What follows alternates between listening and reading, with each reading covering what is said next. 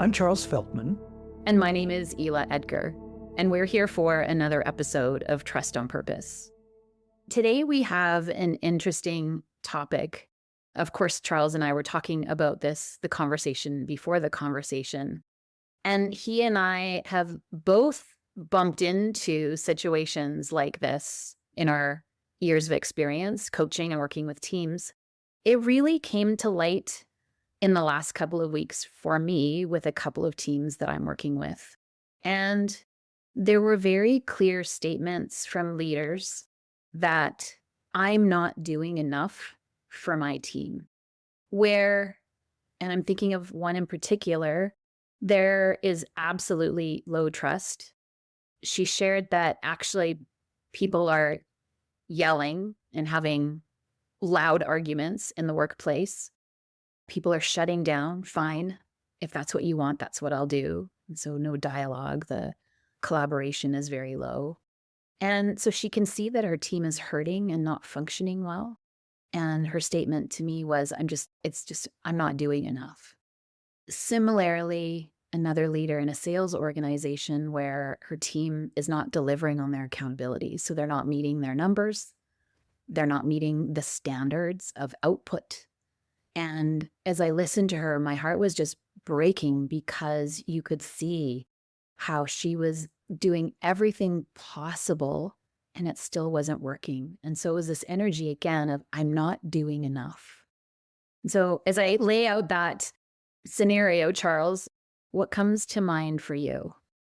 Well, like you said, I've also worked with a few teams, and one in particular has come to mind where the leader, there was low trust and it wasn't seeming to change over time. And the leader was saying something pretty similar, like, I should be doing more somehow. What do I need to do differently? What do I need to do more of? And I noticed something conspicuous was there was no question about what should I do less of. It was, what do I need to do more of? Or what can I do more? So, of course, the first thing that comes to my mind when somebody says, I need to be doing more, I'm not doing enough, is, well, what is enough? What is that? What would that look like? Enough is open-ended, or not doing enough, needing to do more. It's totally open-ended. And it's not really useful in the sense that there's no description of enough or more. Like more of the same, more of something else, add more stuff. What are you talking about here? So there's often people, I think, in those situations go in. That statement comes out of a kind of a place of despair and desperation. It's like, oh my God, this is not, whatever I'm doing is not working. I need to do more, without really thinking about what that more might be. And looking for resources that they may not have looked at or looked for before that can help them. I'm going to stop there and, let you talk a little bit more about your team and what you think the more was for, especially the first individual you were talking about. It's interesting to add a little bit more context that there had been quite a bit of change on this team. So someone that was a colleague had been promoted to team lead. The leader had been away for an extended leave and then was back. And they are definitely a unique environment. And I would say with loving curiosity, that skepticism runs high. Mm. Yeah.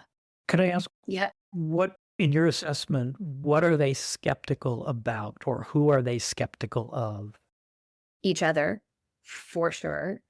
Some of the time that I've spent with this team, I can see how they are quite, I don't want to use the word resistant. I need another word for resistant. So they're there and they're listening, but I can feel the energy of, this feels like personal work. So how does it actually impact our working relationships, which you and I know relationships are relationships. The more I know about myself, the better that I can be aware and lead myself. But also, I think there may be something here for someone else, but not for me. And so close to even considering the possibility that there might be something here. for me to pay attention to or learn or chew on. That, yes, I'm here, I'm listening, and I'm present, but that's it. I'm not engaged. Mm-hmm. And then for me, just that little, like the little sprinkle of skepticism is, yeah, no, I'm not going to take anything from here. There's nothing for me here.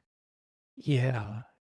The other interesting thing, as you were sharing your responses and this, am I doing enough? Should I be doing more? Should I be doing less? And I think that also points to that leaders often also feel like they have to figure it out themselves. Yes. Rather, what would happen if we actually put this on the table with the team to say, I feel like I need to be doing more or doing something differently, but I really need feedback from you on what is working. What do you want me to do more of? What do you want me to do less of? And if there's something I'm not doing that I should start doing, what is that? But we don't. And now I can think of, there's a list as my hand is going, there's a list of people I could think of as leaders that it's very natural for us to fall into that. I must figure this out on my own. Yes. I'm the leader. I'm the one that should know.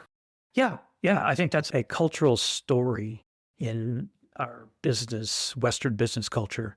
The leader should know. The leader's supposed to be leading. And that means, other people follow. So I need to be walking the right path, doing the right things. And if I don't, if things are not working, no matter what I'm doing, that says that there's something wrong with me. Right. Yeah. It's the thing that's wrong with me is not that I haven't figured out how to do this right and well yet, but rather that there's something fundamentally wrong with me as a person that I can't lead this team. Mm-hmm. And so that evokes shame, and which is hard as a leader because, as we know, one of the primary responses to shame is to hide. And if you're the leader and you're feeling like you need to hide, that's hard. That's a hard one. Yeah, that's a big hurdle for people, leaders, to get over, is that it's all me and I need to do this and I need to figure it out. And that was the team that I was kind of talking about and thinking about. The leader thought he needed to figure it out for himself. And so how did he, it was like he was looking at a motor, and it's like, okay, what do I need to do with this motor to make it work better? Do I need to, clean this part, and do I need to replace that part? And we actually had that conversation at one point, that he was looking at it as like a motor, and he kind of went, oh my gosh, that's not how I want to lead, which led to some different conversations for him. Yeah. So interesting. I had a long walk date yesterday with a lovely human who I don't get to have long walk dates very often with. And we were talking about why are we so fearful? And so as a leader, I can see my team is struggling. I think I'm taking it on as my responsibility, or I'm not doing enough, or I'm not a good leader. And the fear around actually stating that I can see things that are happening with the team. I'm concerned. I want to support you, but I don't necessarily know how to do that. And the fear, the vulnerability feels like standing naked in front of your team again. Sorry to give you that visual, but we live in so much fear about how we're supposed to have things figured out. We should know better. I can't say that. I can't say that. I can't behave that way. But really, humans we're complicated and messy. And what happens, or what becomes possible, if we do put something on the table as, could we talk about this, and could I share this? Because I really need your support. We're a team. We're going to do this together. Yes. And that's an act of vulnerability. Mm-hmm. Again, that in our business culture is a bad word, like love, and even to some degree trust.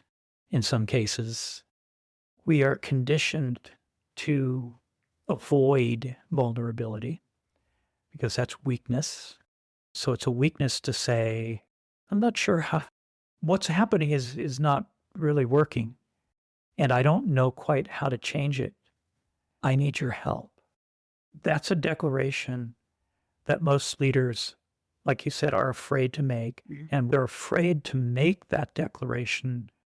It's kind of like the boogeyman, it's like, what's going to really happen? Well, yeah, I suppose there are instances or examples that they've seen where people have lost their jobs, lost their authority because they acknowledged that they didn't know quite what they were doing. So that does happen. That is a response to that. And that's really unfortunate because it takes people in the wrong direction. It gives the message that vulnerability is bad and care is bad and love is bad. We don't even build there. No. When in fact, those are the things that are needed in those moments when people are skeptical, people are not wanting to step into the fire. And even though the house is burning down, Yeah. Yeah. it's not a good situation. And yet, sometimes people do break through that. I think it takes people like, I know you have that heart to bring people back to themselves, back to vulnerability is okay, and back to love is okay. Mhm. And so I think we can do, as coaches, we can do a lot in that respect. And as leaders, the leaders that we work with, I think they can do a lot too. They just need to learn to trust themselves. Yeah. I spoke with the leader this morning. We had a conversation this morning, and I'm so proud of her willingness to admit and declare, like, I'm doing everything I can and it's not enough. So what else should I do? So thank you so much for trusting me to say that. And also her openness to say, yeah, I think I could have a conversation with my team. And here's how I think I might frame that. Here's why it matters to me. And I'm like, I love that you're thinking about it before you have the conversation because you really want to come from that place of care. You really want the best for these lovely humans that are struggling to work together. So I want to just say something for our listeners who are coaches Mm. that you just said, thank you for sharing that with me, for being that open with me. But I think what needs to be pointed out is that as coaches, that's our job, is to provide us, to open a space where people, and you do this so well, but to open a space where people do feel safe to do that. And so, yes, thanking her is part of it, but I think you also need to recognize as her coach that you've opened the space well and held it well for her. And so as coaches, that's a big part of our job. Thank you for sharing that.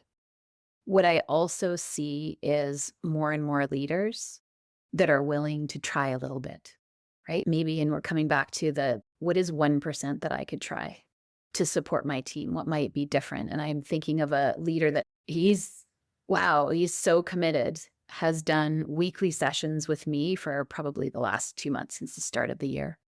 And every week he's like, here's what my successes were. Here's what I tried. And he's really focused on being present and fully listening.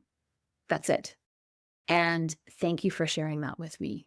I so appreciate that you're telling me about this. So reinforcing that vulnerability, that making it safe for people to share, this is where I am. This is what's going on for me. This is what I'm struggling with. This is what I need help with. And his only response is, I'm so grateful that you're telling me.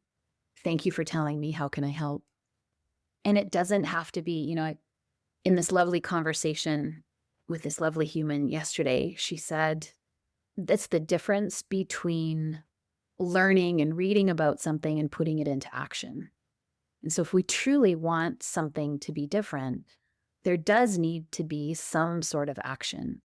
And so with this leader that I spoke with this morning, she's going to prepare and have a conversation with her team to see what's going on. How can we do this differently? I need your support. Or another leader that is, intentionally practicing listening and presence. Yeah. Yeah.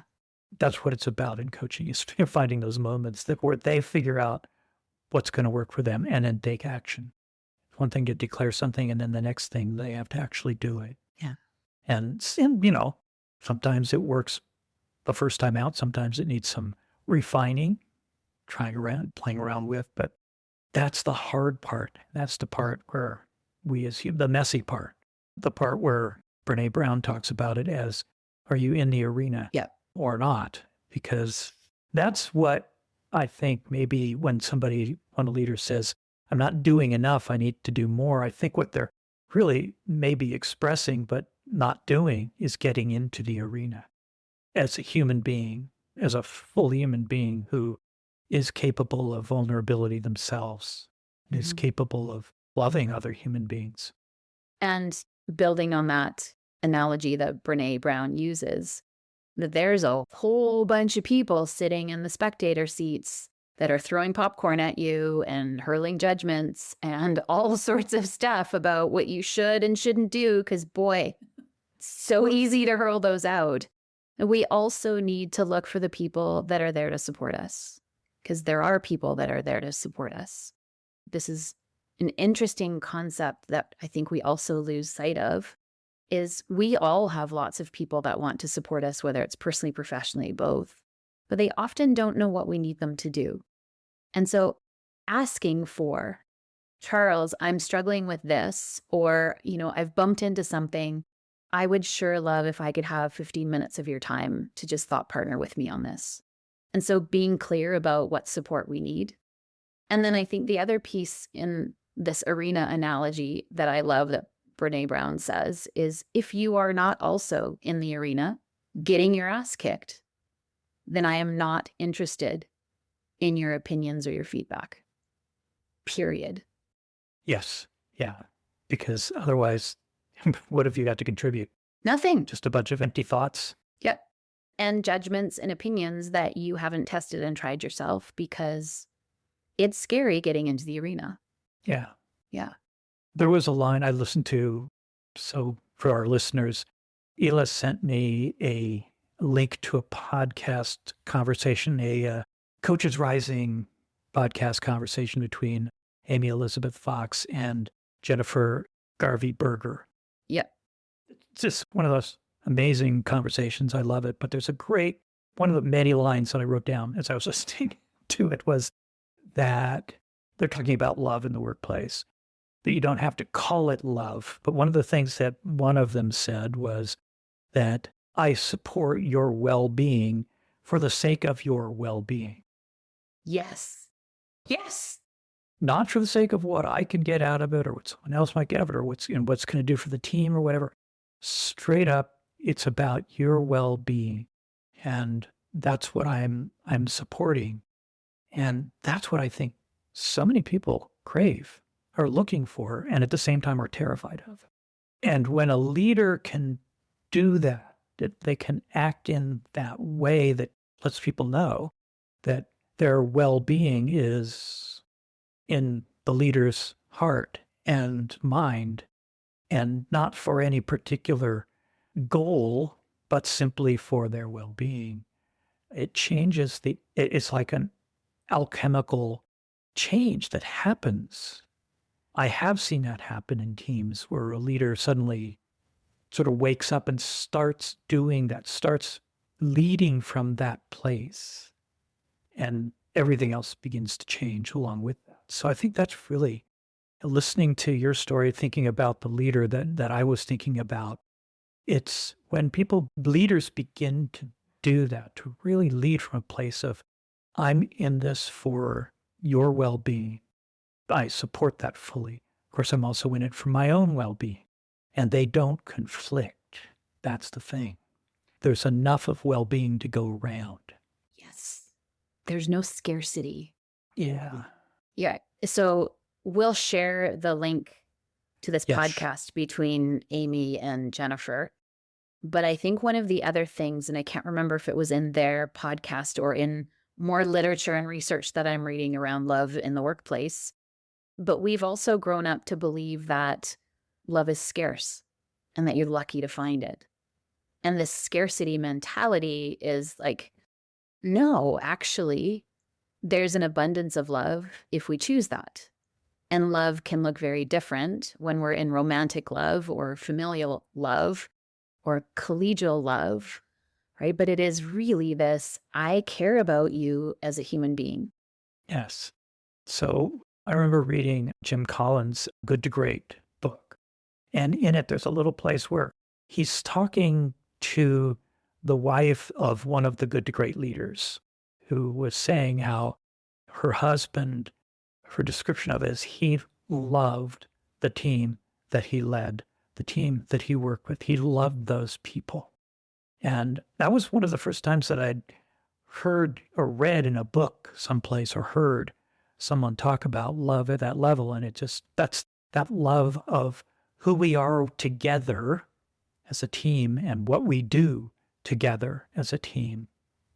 And I really think, again, this leader, she sees how her team is struggling and she doesn't want that for them, right? She doesn't want people to feel, oh, I don't want to come into work today because I have to deal with that person, or the energy of resignation, the emotion of resignation or defeat, or a multitude of other emotions we could bring, but she can see they're struggling and she doesn't want that for them. But what do they want for each other? Yeah. And so I wonder what will help her first come to a place within herself, that sort of level of acceptance that, okay, I don't know, and I'm going to have to find out if I really want to activate this care towards the other people. I need to do something. What is it going to be? How can I connect with myself first so that I can connect with them? So when we feel as leaders that we're not doing enough, how can we look at this differently? So what can our leaders actually do? And what would be some things that you would suggest? So I think, first of all, that thinking itself needs to, let's like set that aside. I'm not doing enough is not a useful response to the situation. It may be that you need to do something differently. Pretty darn sure you need to do something differently, but not enough is not going to get you to what's the different thing that's going to make the difference. So set I'm not enough aside and start looking at what's possible to do differently. And also, as we talked about earlier, setting aside the whole idea that it's on me. I got to do it. I'm the leader. I should know, which of course sets us up for the, inability to learn, because if I should know, but I don't, what am I going to do? It's already too late. So setting that aside, that story of I should know aside, and saying, what don't I know? What's something that I can try differently? How can I get some different thoughts on this? Where can I go? Where can I go for support? If it's possible to open this up for my entire team, open conversation. Yeah. And I want to highlight something you said there. So looking for support may be a trusted colleague, someone where, as we mentioned earlier, hey, Charles, I'm bumping into something I would really love. Just your perspective. Can I share this confidentially with you? Yes. Would you give me some of your insights? Right. Yes. And then I think if it's possible, and if the leader is willing and the team is willing, there's a couple of different things or ways that we could approach this, is having the team come together and having an open conversation together. Or maybe it makes sense to have some one-on-ones first and giving people time in private in a smaller, more intimate conversation. And then prefacing, I'd also like to have this conversation with a larger team, but I wanted to give you space here first, for us to talk about this together. So I feel like that gives a little bit of, Amy Edmondson and Tom Garrity are like floating around in my brain now. So thanks to both of you, where how do we make psychologically safe space for people to share? And that may be one-on-one first, followed by here's some things we'd like to talk about as a team, and giving options for both. And definitely time to think about, because if I come to, well, actually, let's play it the other way. If you come to me and you're my leader and you say, Ela, what could I do better or differently? I'd be like, I have no idea. I have no idea. Or, am I effective as a leader? Sure. Yeah. Of course. Yeah. What feedback do you have for me? I don't know. You're doing a good job, I think. Yeah. Yeah. And so I think structuring so people have time to think about it, and then asking questions and inviting conversation in a way that feels that it's supportive of our well-being, our collective well-being. There's another thing too that I think that brings up fear or skepticism. Skepticism is something we talked about at the beginning. There's, okay, if we actually open it up, people are going to criticize me because we all play the blame game. And so starting out with moving from, if it shows up, that blame, moving from that to where are we going? What do we want? So the questions, rather than being what's broken, what needs fixing, is what do we want? And as soon as you say that, like, I just immediately sat up and thought about what's our shared care, right? So as a team in this organization, we are together for a purpose. So how will we bring that purpose to life in a way that we all care about? Because we're all working towards the same goal, although sometimes teams lose sight of the goal or have little fragments. And so how do we reconnect to what we all care about and the purpose of why our team is actually even together in the first place? Again, that's something that is sometimes challenging for people in teams because there's vulnerability there. If I speak what I actually care about, are these people going to listen and honor that, or are they going to make fun of it and make fun of me for saying that? So in some ways, that is the leader's job, to create a container, a sufficient safety so that people can do that, which can mean saying sometimes, okay, we're going to have this conversation. So what are the guidelines around our conversation? Yeah. Before we have this conversation in which, we're probably going to need to be somewhat vulnerable with each other, what will allow us to do that and feel okay, feel safe enough to do that? I feel like, and I'm thinking of one particular team, it's an exercise that I start with every team facilitation, every group that works together. What is our accountable us? So how can we be accountable to self, to each other? What do we need from self? What do we need from each other in order for this to be productive, efficient, open, ability for us to learn and grow and be curious together? And I think, again, thinking of this one particular team, that they did a really good job of capturing things on a flip chart, which I wrote at the front of the room. Harder to put those into action. Ooh. So listening to you say that, I'm curious, what is it about those things that are difficult for those people? What gets in the way of putting them in action? What are the stories? Yeah. What are the narratives that they have? Yeah. And this particular team was a lovely group of scientists, and vulnerability was really hard. Really, really hard. I can just imagine. And I've lost my heart. Oh my gosh, where's my little heart that's on my desk all the time? I was just going to give it a squish and send it to these lovely humans. But I can completely understand why that would be so difficult for them. Their entire lives, they've been rewarded for having the right answer, not being vulnerable. And having it before somebody else. Yeah. Even if it means cutting that other person off and tripping that other person up. Yeah. So that I have the right answer. Yeah. Yeah. Rather than, having experienced and practiced being courageous. Actually, I don't know the answer.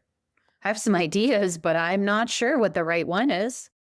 That could be terrifying for some of them to say out loud. Yes, absolutely. So I think one of the things then we can leave our listeners with here, whether you're a coach or a leader yourself, is being willing to go first as a leader in vulnerability and asking for help, maybe from the team, maybe from someone else outside, maybe from a colleague or maybe both. Whoever it is, asking for help. And again, getting rid of the story of I'm not doing enough and that I should be able to do it all myself. Yeah. That is such a... No shitting. No shitting. No shitting. No shitting on ourselves. No shitting on others. That's up to me. I should be able to do this all myself is such a limiting belief. Yeah. And it's, I'm just put my hand on my heart. I'm not immune to that feeling, right? Where sometimes I feel like Yeah. I should have done a better job, or I should have done something differently with that client, or how that facilitation went could have gone better. So I'm holding my hand to my heart and remembering this is a practice that, oh, okay, I hear you. Thank you for that message. And is it actually true? Or is that my itty bitty shitty committee going wild, which mine often is? But being able to catch that and notice that inner dialogue and go, oh, hang on, actually, I want to be kind and gentle with myself first. And maybe I can put that stick down. Thank you. Yeah, that's a good place maybe to end. Thank you for this lovely conversation. You too. Bringing love and humanity and care for others to the forefront. I think I want to spend more time in that space. Yes, I know I do. Thank you to our lovely listeners. And thank you, Charles. Thank you. On behalf of both Charles and myself, we want to say a big thank you to our producer and sound editor, Chad Pinner, Hillary Rideout of Inside Out Branding, who does our promotion, our amazing graphics, and marketing for us. And our theme music was composed by Jonas Smith. If you have any questions or comments for us about the podcast, if you have a trust-related situation that you'd like us to take up in one of our episodes, we'd love to hear from you at trust@trustonpurpose.org. And we'd also like to thank you, our listeners. Take care and keep building trust on purpose. Until next time. Until next time.